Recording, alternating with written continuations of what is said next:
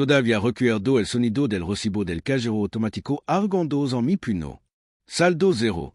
Todas las cuentas, todas las tarjetas, vaciadas. Mi hermana Ana había desaparecido. Su novio también. Ni una nota, ni rastro. Solo silencio. Y esa clase de presión que te revuelve el estómago. Esa noche me senté en el suelo de la cocina, mirando las facturas que no podía pagar, el alquiler que no podía cubrir y a una hija que juré proteger.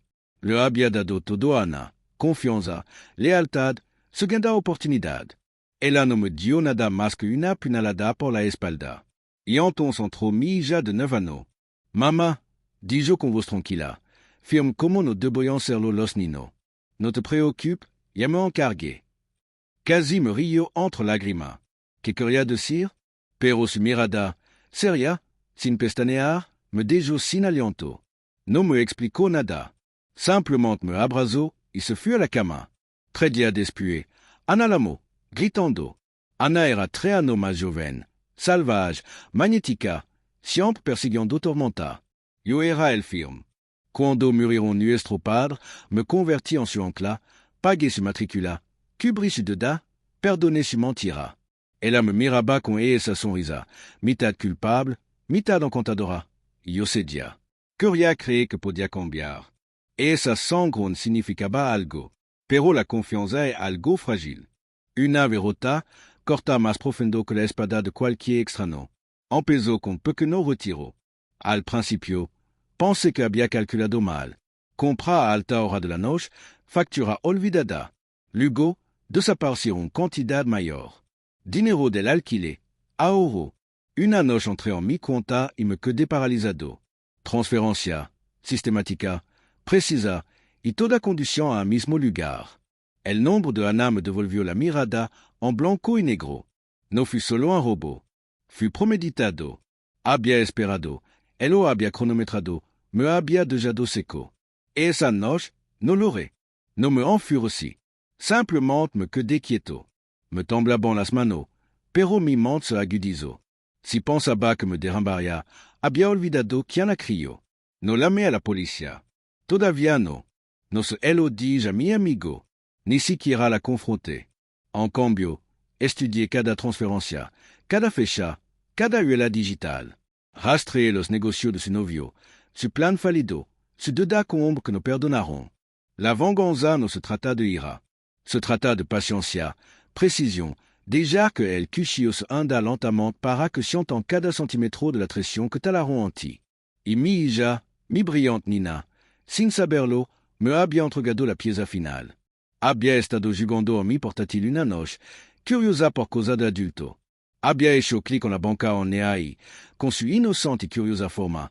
Había cambiado algo pequeño, algo que Ana no había notado. El correo electrónico de recuperación. Ana había estado canalizando dinero a una cuenta en el extranjero, pensando que era segura. No se dio cuenta de que cada alerta, cada restablecimiento de contraseña, cada notificación me llegaba directamente a mí. Cuando mi hija dijo que él había manejado ella, no había mentido. Había abierto una puerta que yo jamás me habría atrevido a tocar. Observé, esperé. No devolví el dinero inmediatamente. Eso habría sido obvio. En cambio, imité su transferencia. Cada vez que ella canalizaba dinero a su cuenta oculta, yo lo enrutaba a una parte a mi nombre. No todo, solo es lo suficiente para ponerla paranoica. Lo suficiente para hacer creer que se le escapaba la salvación. Luego, le di seguimiento discretamente. Una pista anónima a los acreedores de su novio, un reguero de migajas en los registros bancarios que mostraban dinero faltante, es lo justo para señalarla. Los tiburones empezaron a rondar. No tuve que presionar. Simplemente abrí el agua. La llamada llegó en mar lluvioso. Su voz era frenética, estridente, entre soluzo y maldición. Me persiguió, gritó.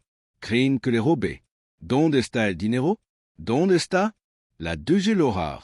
Dejé que se ahogara en el pánico que había levado en silencio durante semana.